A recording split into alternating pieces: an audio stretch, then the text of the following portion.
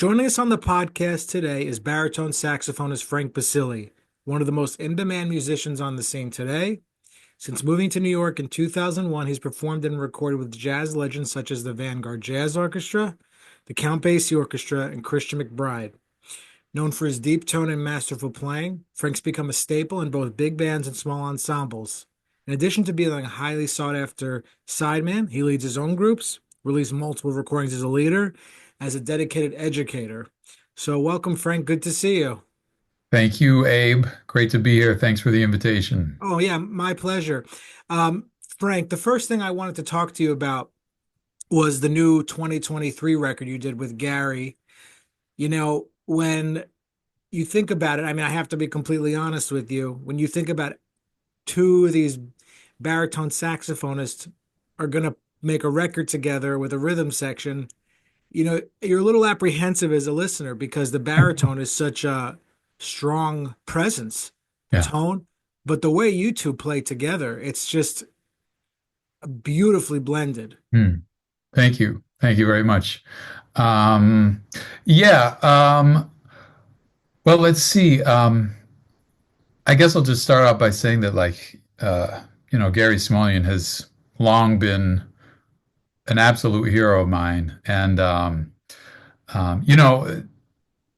among the many, many reasons I wanted to move to New York, being closer to Gary was certainly high on the list. When I first moved to New York, I was studying with him, and to be honest, just like as a fan, I just wanted to see him play as often as I could, and try to, maybe soak some of that up, But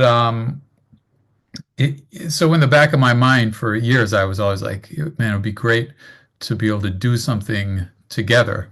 Um, and I don't remember exactly how it came up, but I think it actually came up with a few years ago. I was like really digging deep into the Lockjaw Davis, Johnny Griffin Quintet, all those records they did together.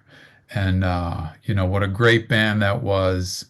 And, the arrangements were super hip and it was just so cool. And I thought, well, man, this would be the perfect opportunity to kind of take this um, concept. It's been done many times for two tenors, Al Cohn, Zoot Sims, Lockjaw Davis, Johnny Griffin, Gene Ammon, Sonny Stitt, the list goes on. But it's never really been done formally for two baritones. So I was like, you know what, this is a good opportunity. So I ended up like transcribing some of those Lockjaw Davis, Johnny Griffin arrangements and, writing them out for two baritones.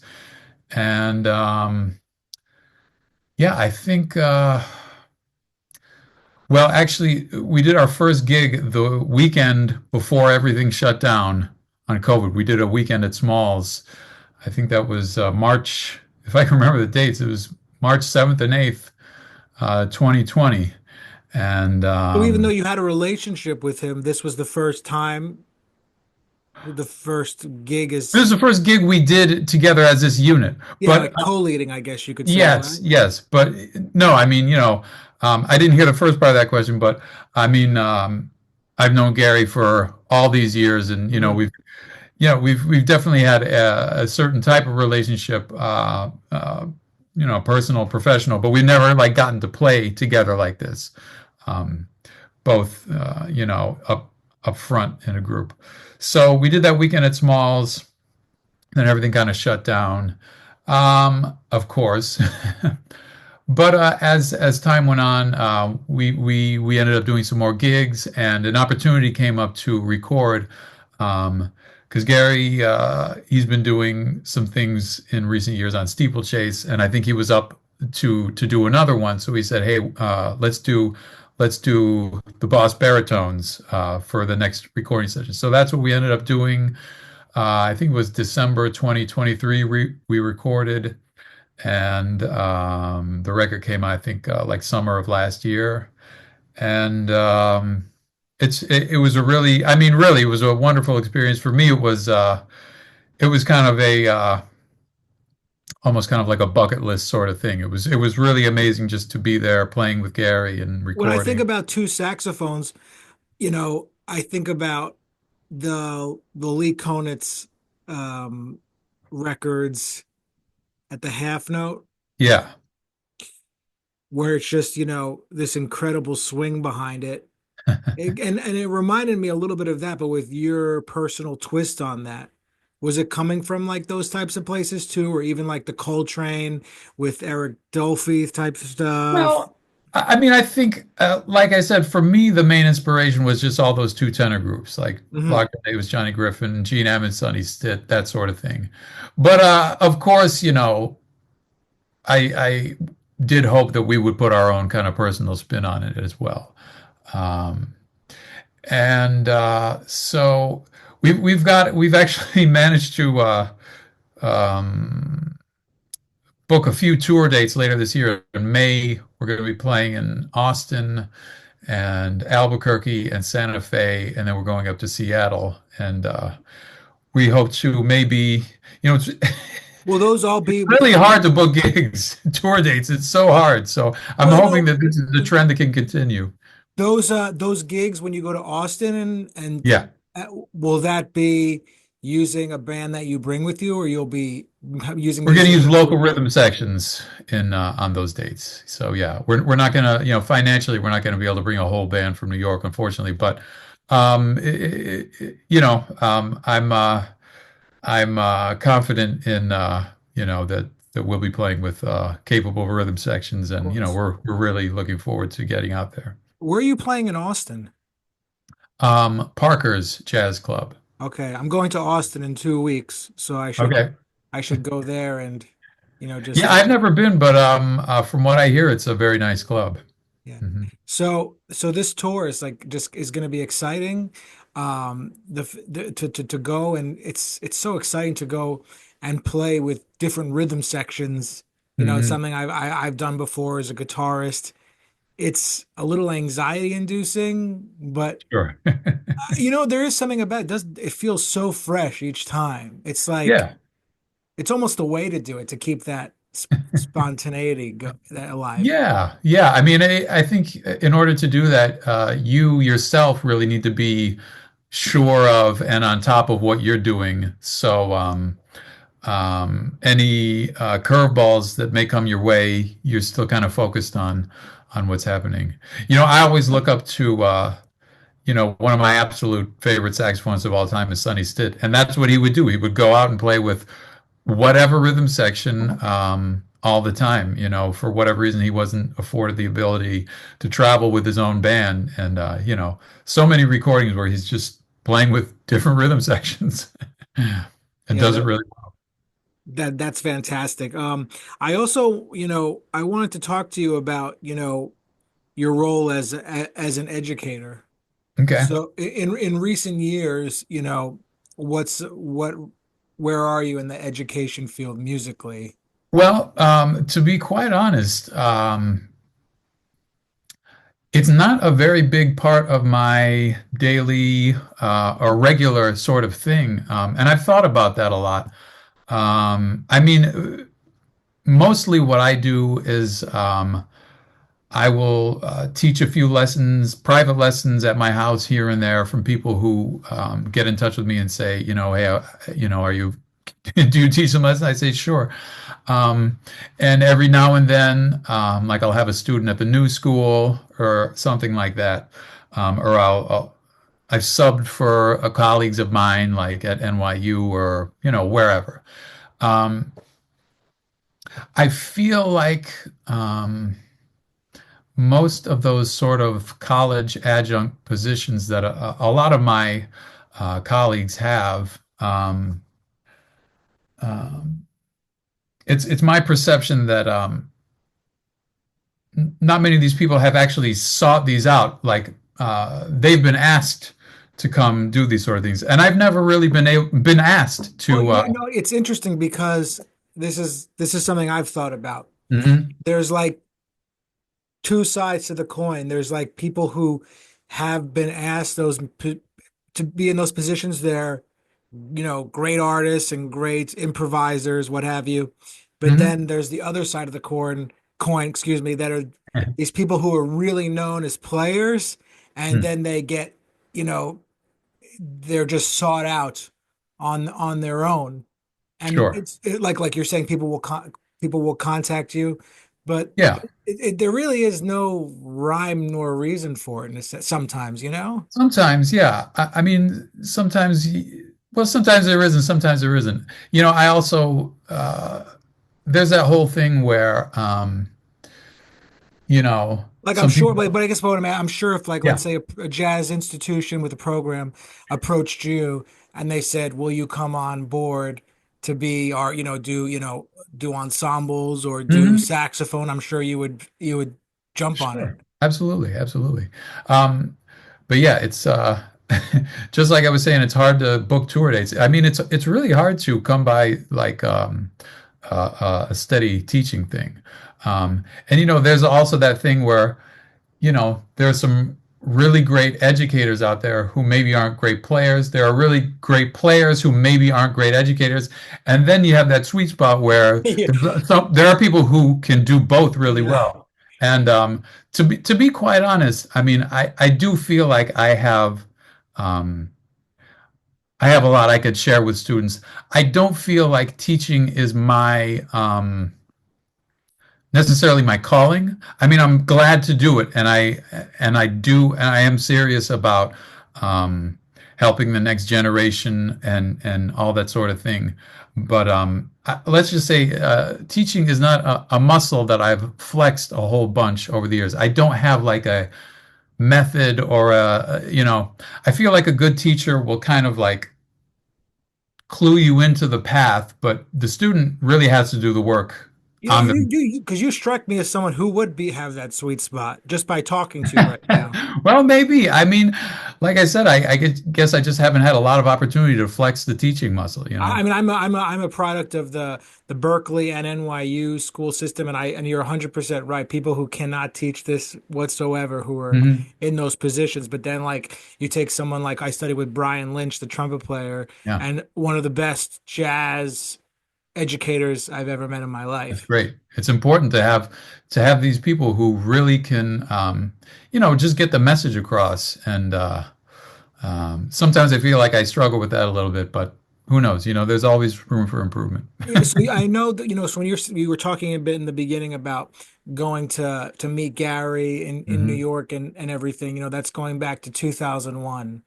Let's Yeah, let's well, I met him when I was at a little bit before that when I was in school at North Texas. I remember the Vanguard Orchestra came down and did some stuff, and I remember that was the first time I met him, and he had no idea who, he's just such a nice guy, just so encouraging. That's also really important. I mean, I was saying, yeah, I'm thinking of moving to New York after school. He's like, man, you got to come to New York. He was like just so encouraging. Man, we can just give it a try. That's It's awesome. really nice. Yeah.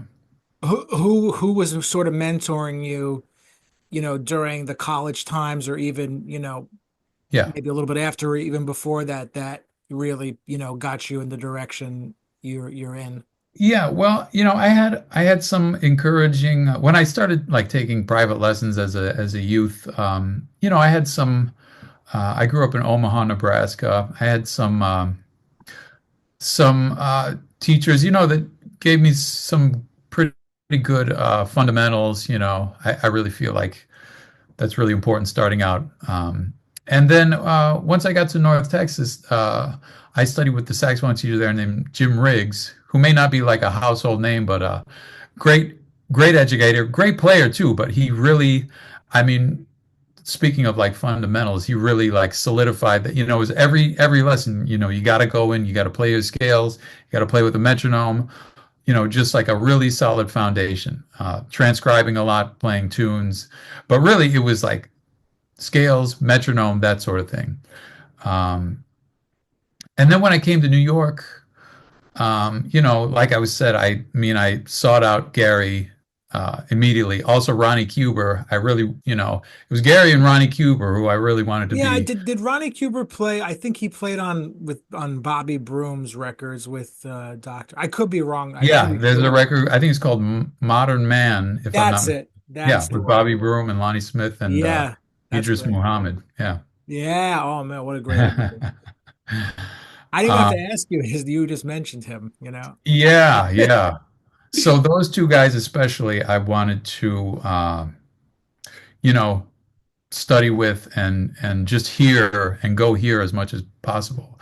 I mean, it's great, it's essential to listen to recordings, but until you hear somebody in person to have that sound right in front of you, I mean, that's a speaking of teaching too. That's a main thing I talked about with students is a sound. Um, for me, sound is everything. But going back to studying with Gary and Ronnie, it's just like being that close to a great sound. I mean, I feel like you can really learn so much just by being there and feeling and hearing what it's like to to be that close to a really great sound. Yeah, and there's a lot of people who are learning how to do this online with just all this stuff, but Yeah. there's no substitution for like I've been at like Peter Bernstein was one of my teachers, Mhm. and I've gotten the chance to like just uh just be face to face with him like right next to each other and play duo. You can't get that Yeah, experience. absolutely. It's very important. Yeah. Yeah, it's such a I mean, but times are changing. I wanted to talk to you a little bit about the Vanguard Jazz Orchestra. Sure. So Gary's had that position for I'm not sure how long I exactly. think he joined the band around 1980. So that's 45 years or so. Wow. So you've worked with them, subbing, I presume Yeah, also. quite a bit. I mean, I started subbing for Gary in 2004. So for me, it's been 20 years. Do you remember the first time you got the call to sub? Absolutely. Absolutely. Yeah, talk to me about that. Um, I'm really, what it was like well, working yeah, with I them. mean, that was another like main thing I wanted to try for moving to New York because I kind of came up listening to all those Thad Jones, Mel Lewis recordings, and then the Mel Lewis Jazz Orchestra, the Vanguard Jazz Orchestra, that lineage. So again, I was just like such a fan of the band. Who knows if I ever would have got to play with them, but just to be there and just to go. So when I moved to New York, I would just go every Monday night just because I loved the music and I was such a fan of the band. And of course, at that time, I was studying with Gary, and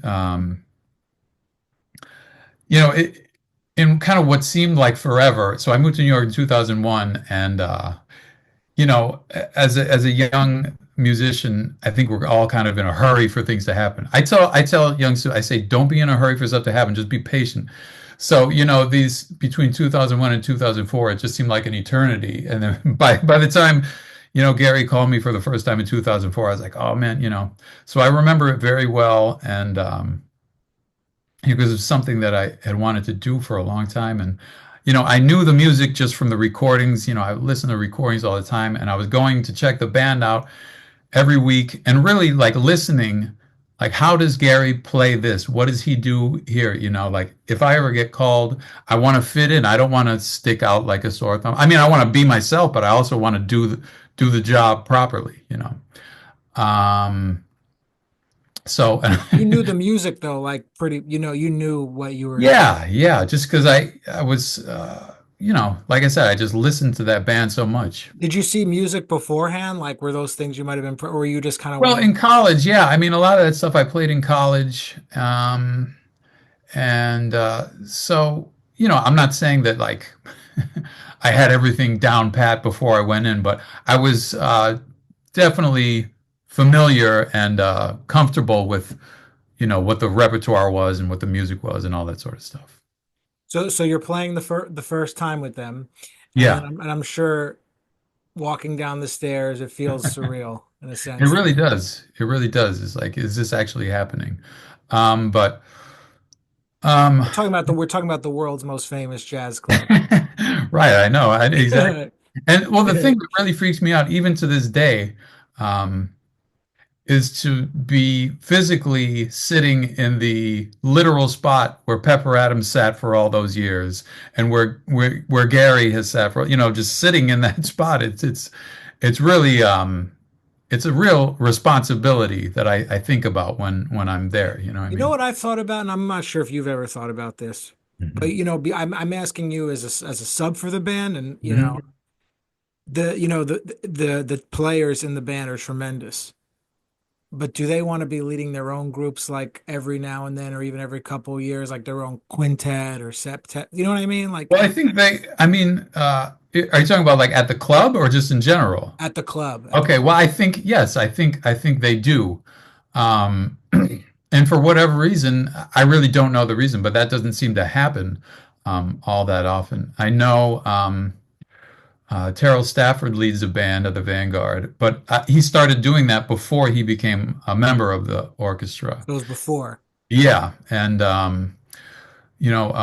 Michael Weiss, he was, not a member, but subbed quite a bit over the years.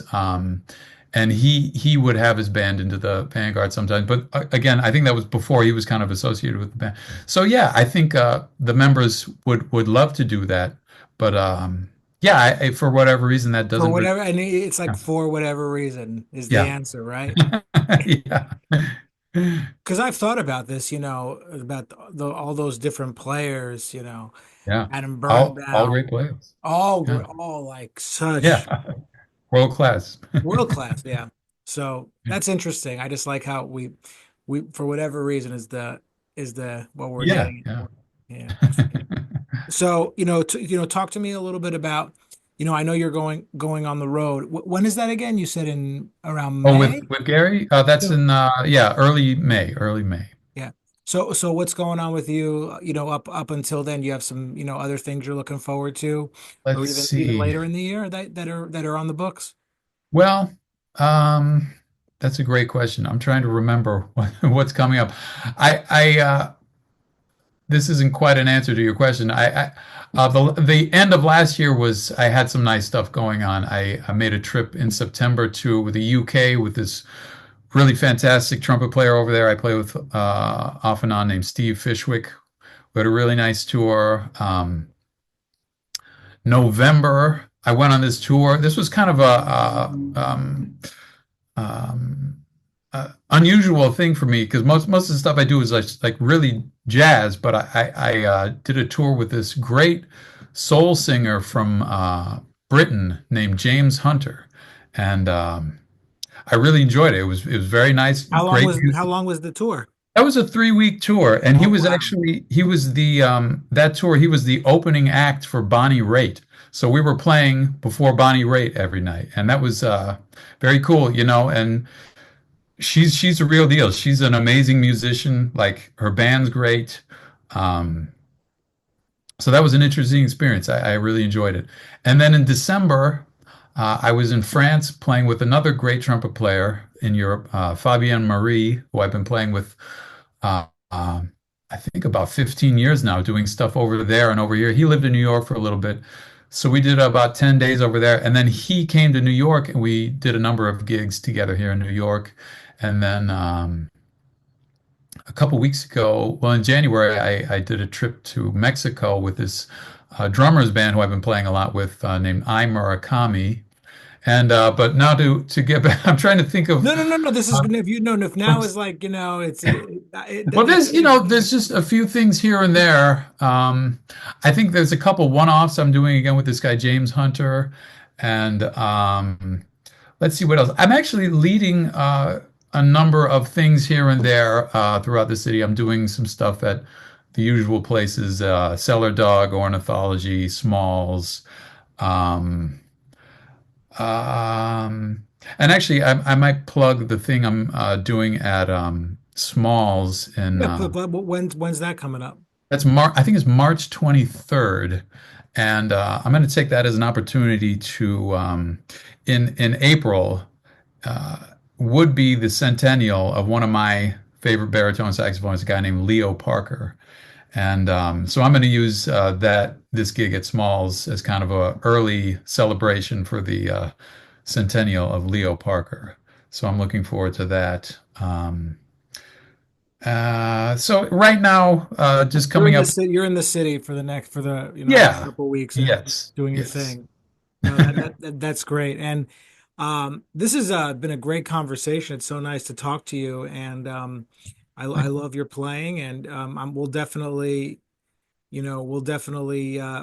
also mention that you're playing that tribute at Smalls in March, in the post and everything, so people can, Great, great. Okay. but thanks so much, Frank. I really appreciate it. Absolutely. Thank you. Thank you for having me.